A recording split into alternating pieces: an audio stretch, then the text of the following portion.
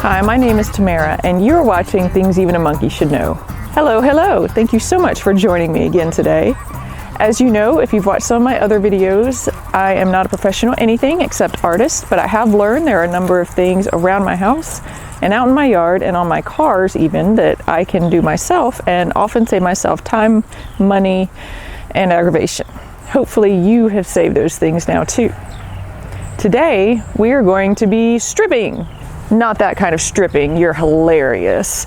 We're going to be stripping the finish from a cabinet door or from a piece of furniture, whatever it is that you have that you are doing. I'm going to be doing it from a door. So let's get started. First, we're going to go over the things that we're going to need today. Now, the very first thing that you're going to want is a day that is decent enough that you can work outside. As much as possible, you want to do this project outside because of the fumes. Now, I understand some of the stuff that you'll be working on probably is attached inside your house. You can't really move it outside. That's okay. If the day is decent, you can open up your doors and windows and set a fan on your fumes and just zip them on out the door so that you're not breathing them. You also don't want to be wearing nice clothes. Wear something that you don't mind if it gets holes or gets paint or stain or whatever on it. You're going to need whatever it is that you're wanting to strip and refinish. If you've seen my other videos, my recent videos on painting, I use doors just like this, but I like this because everybody is going to be working on a different project. So I am able to show you doing a surface that's fairly simple and a surface that is more complex. So hopefully I'm covering most or all of your needs. You're going to need screwdrivers, maybe even a power driver to take off the hardware and take apart whatever it is that you're working on. If you're doing cabinets, I would highly recommend having a Sharpie or some other kind of permanent marker, because as you remove your doors, it's a really good idea to number them. There's always going to be a place under the hinges where you will not see any writing, so you should do the numbers there. It will save you a lot of grief whenever you go to reinstall everything. You won't have to rebalance your doors and all that stuff. I mean, you're still gonna have to work on them, but nothing like you would if you don't number them and put them back in the same place. You are gonna need to have your nasty chemically stripper. Yay! I like the semi-paste stripper because I tried the more liquid ones and they splatter a lot and they're hard. It's easier to make a mess with them, and they're much more likely to get places you don't want them. Whereas this, it is still messy, but not nearly as messy as the liquid ones. Now, it is very fumey. Again, that's why we're outside, right? Now, to go with this, you're going to want to have a variety of plastic scrapers, and you need to have multiples because during the course of using these with this stripper, the chemicals in the stripper soften this plastic, so you can toss this one aside and you have another one ready to go. Now, that being said, after these sit for a little while, once you've cleaned them, they will harden back up and you can use them again. But you need to have spares so that you don't have to wait on that to happen. And it's nice to have multiple sizes for different surface uses. You will need to have a rag that you don't care anything about because you are going to throw it away after this. You need to have a box that you don't care anything about because, again, you're throwing it away. You may or may not need to have some plastic depending on what method you want to use, but I will show you what the plastic is for. However, this is not how I did it because I found plastic to be much messier and more aggravating. But if you do use plastic, old dry cleaning bags are perfect. So this stuff, fumy, vapory, yuck. So we want to have something to protect our breathing apparatus, known as our lungs. And ideally, you would have a gas mask, basically, that protects you from vapors. So you need eye protection. Now, in an ideal world, you would have the splash goggles, which are the goggles that have the things that go all the way around them. But another thing about the semi-paste is that you don't it's not nearly as likely to splash and splatter like the liquid stuff is. So I found that splash goggles actually always fog up on me. Even when they say they're the no fogs, they still fog. So I just use regular safety goggles. Something to protect your eyeballs. Important. Now you also need something to protect your skin, because guess what? If this stuff can remove paint and varnish and stain and all that, guess what else it can remove? Skin. Yuck. So you want to have some good chemical resistant gloves.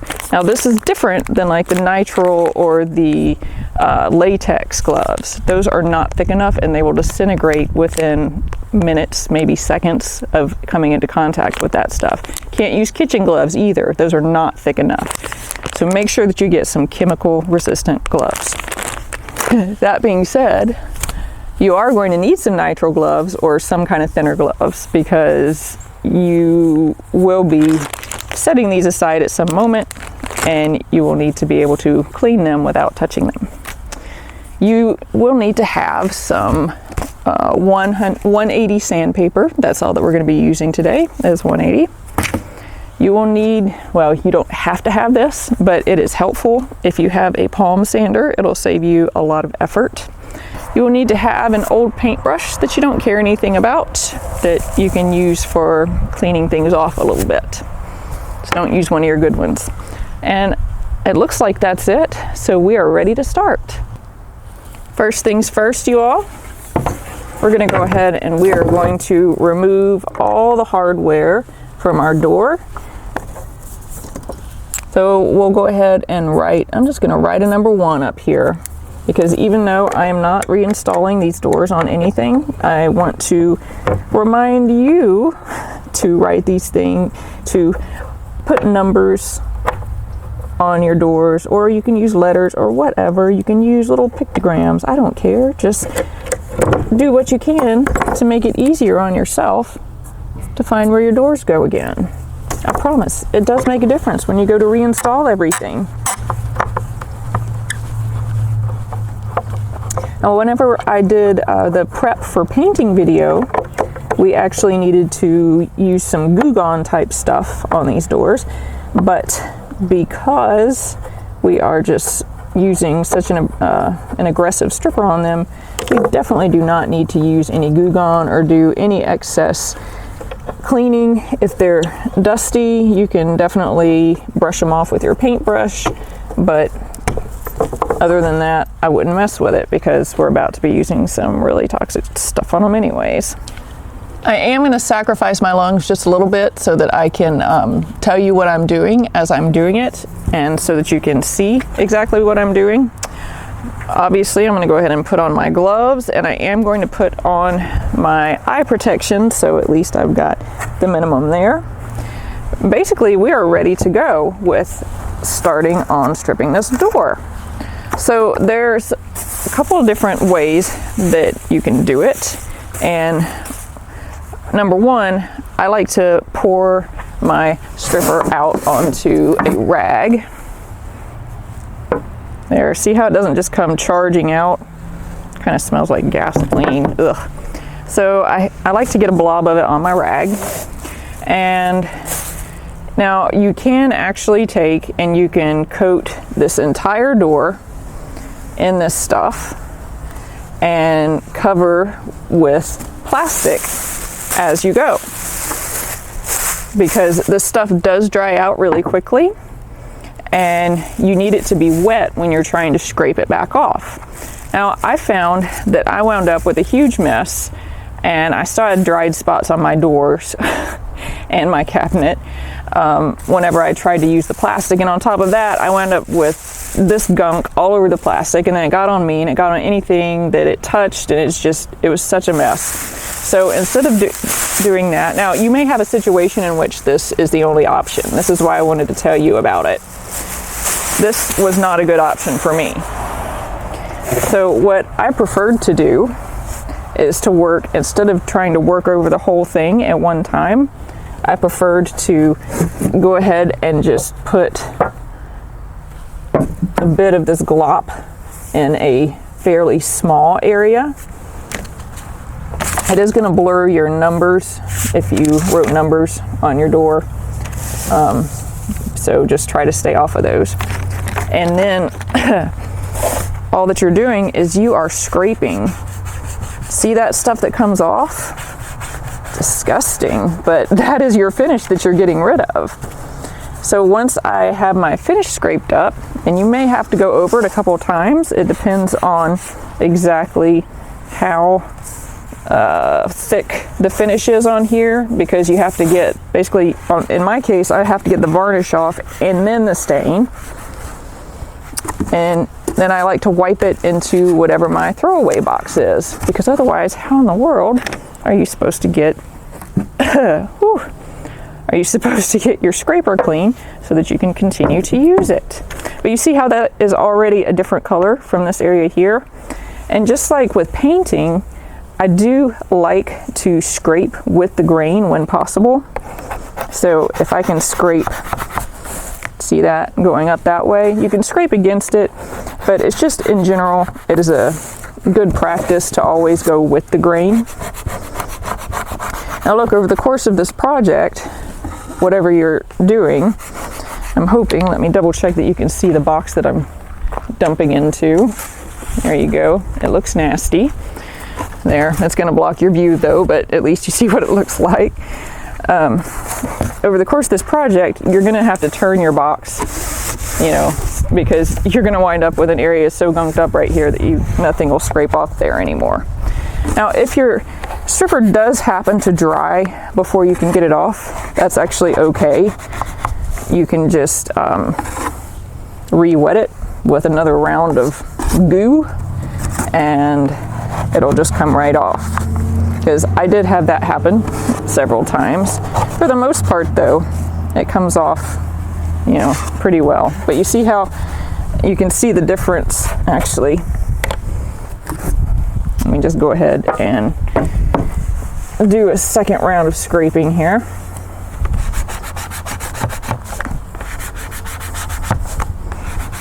So that you can see the difference a bit more in the color.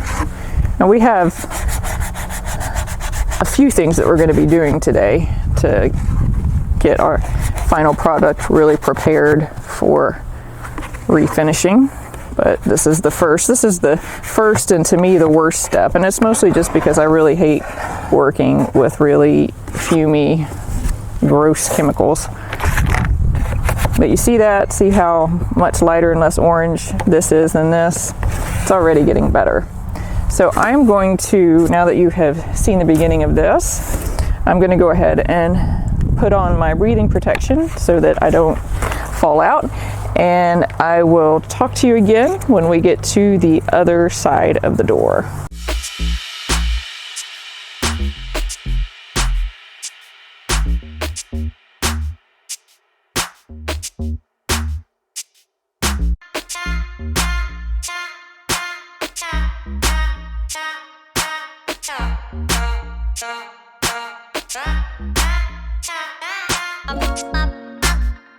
You see how easy that backside went? It wasn't bad at all, right? And it really didn't take very long to do. This side is a little more complicated than the other side. We're going to remove this in small sections. I mean, you can probably coat like a quarter of the door, or I can coat about a quarter of the door at a time and safely get that off before the stripper starts to dry.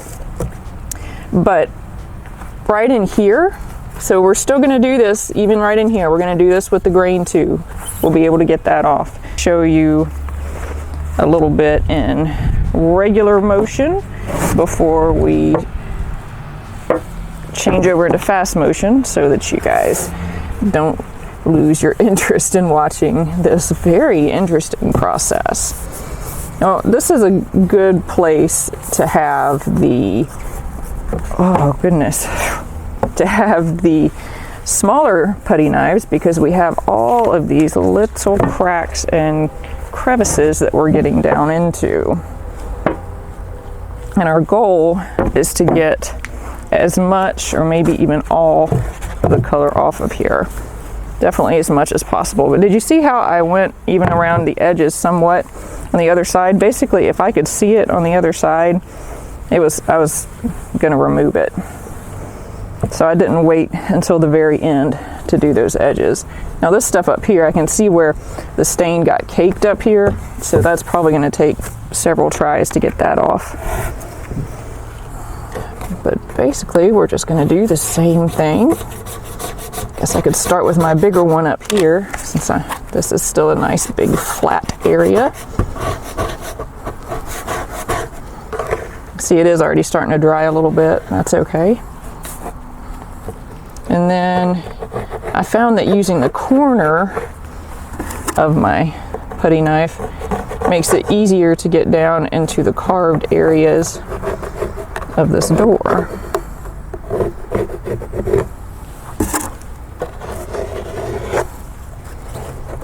All right. Well, I don't think it was going to dry out, but the sun is coming out, which is actually quite nice. And it's going to cause this to dry out quickly. So let me go ahead and work on this side. Now see, I am shoving the stripper and the finish into the crack on the door, so you just want to come back over that with the edge of your plastic knife and get it out of there, because we don't want to leave a bunch of stuff gunked up there in that corner.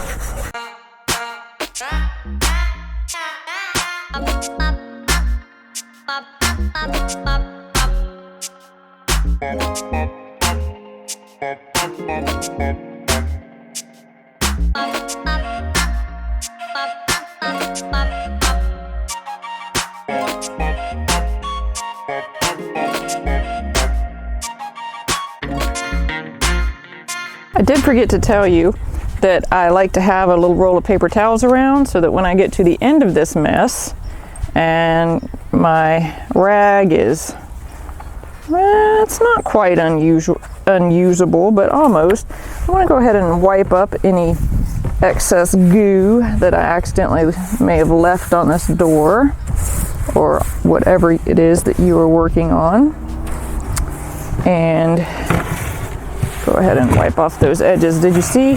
I went around all the edges, made sure that I got all those little curves and everything. All right. So I'm going to go ahead and just throw this rag into my box. This is the throwaway box.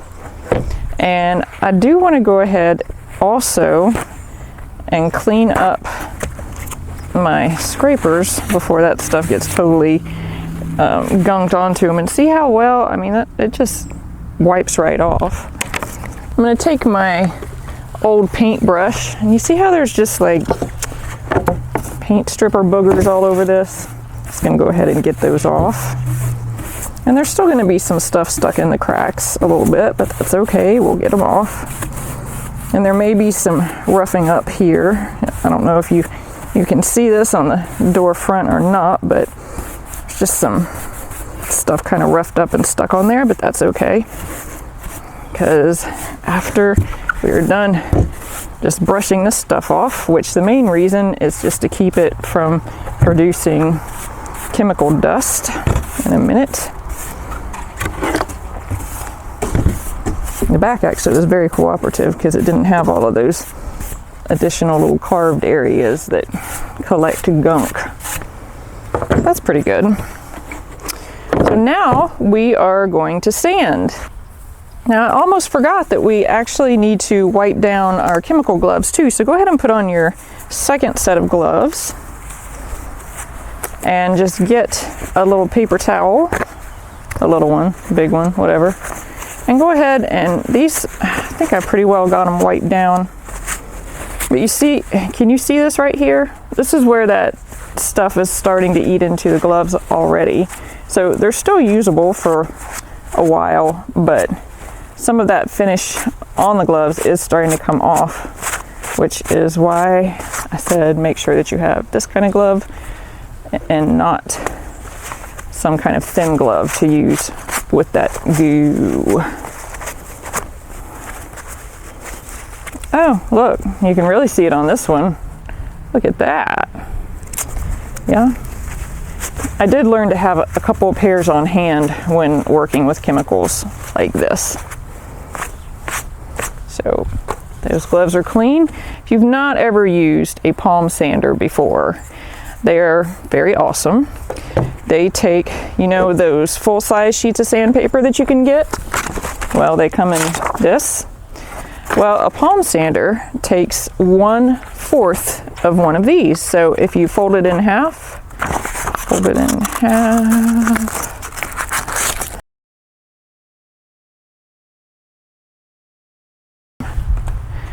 And then we fold the half into half, which I like to work with this size whenever I'm doing hand sanding anyways, but that's very convenient. So to get this piece of paper onto this little sander, you see this little clip here? Well, it corresponds to this piece of metal that moves back and forth on this end, as does this clip here. So all that we're going to do is stick the end of our, we're going to make sure that the end is open. We're going to stick the end of our sandpaper up under that metal clip there.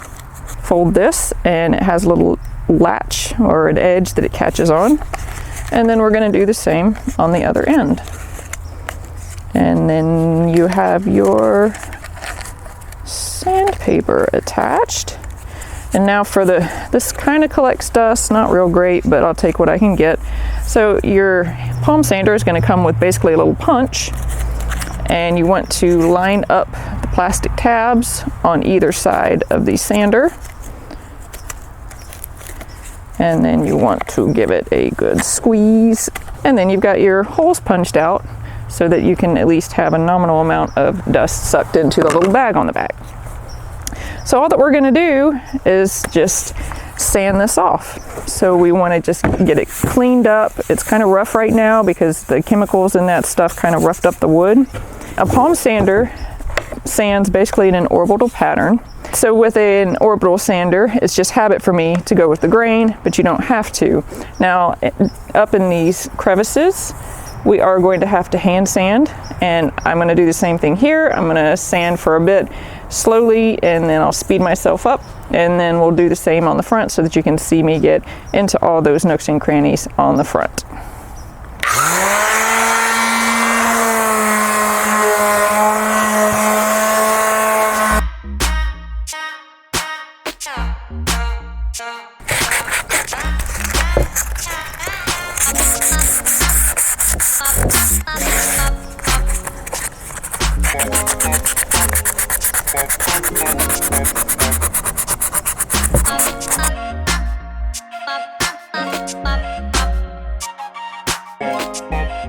On the front, I'm going to do this out of my usual order because I prefer to sand with the palm sander first so that I do as little hand sanding as possible because I don't really enjoy hand sanding. However, for the sake of you being able to see me sand in these little crevices, I'm going to go ahead and do my hand sanding first. And you don't have to sand it really hard because you've already gotten all your finish off. You're just really trying to knock down whatever grain on the wood all of that work has made stand up. Now I'm sure you're wondering what the trick is going to be up on this carved area here, since I like to sand with the grain because I don't want to see sanding marks whenever I go to do the finish on this. Well, you just sand with the grain. You just make really short little strokes. It is possible. It's maddening. Not really. If you have good music, just put it on and sand away.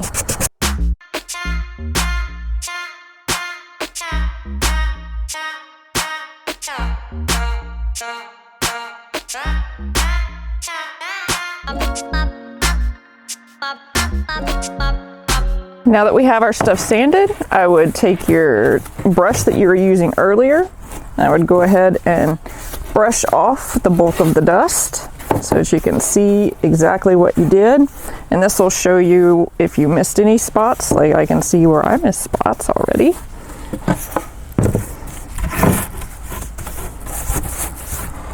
It's always difficult to get around the edges close to where there's a change in the height. So I can see that I missed right up there in that corner.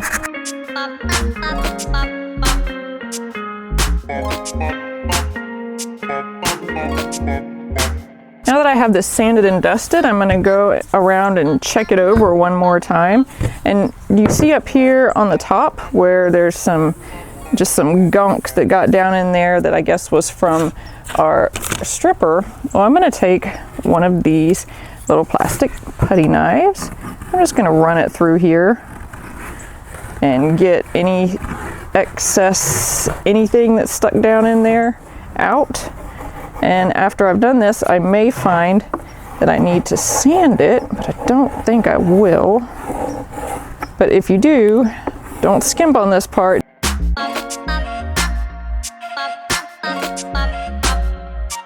So now I'm just going to take a paper towel and I'm going to dampen it with a mild cleaner. You can use soap and water. You can use, I don't actually really care what you use, just make sure it's mild. And then we're going to go ahead and wipe down our door just to get any more dust off of this. So you're probably wondering what to do with your gunk box, and you may have more than one gunk box depending on how big your project was. Well, obviously right now you don't want to go try to put this in your trash can and get it hauled off, because it is still potentially rather flammable because it's gooey, and this stuff apparently under the right conditions can self-combust. So don't do that. What I did was set it outside away from my house and gave it about a week so that everything was fully dried, because this stuff gets real crispy when it's dry, and then it is safe to throw away. I took it to the guys at our dump station and they told me that as long as it is no longer liquid in any form, and that means gooey also, then they can safely dispose of it. So that is what I would recommend. Look at that, without too much pain and suffering, we got our door or our cabinet or our armoire or our whatever wooden piece of stuff that we were stripping. We got it done, and we got the varnish off, and we got the stain off, and we got it all prepared for the next step. And we got to spend a day enjoying the outdoors while we did it. Yay! Thank you so much for joining me today. If you haven't subscribed already, please go ahead and do that now, because otherwise, how are you going to know when to find the next chapter in the saga of what happens to this door? I know you're excited. I'll see you soon.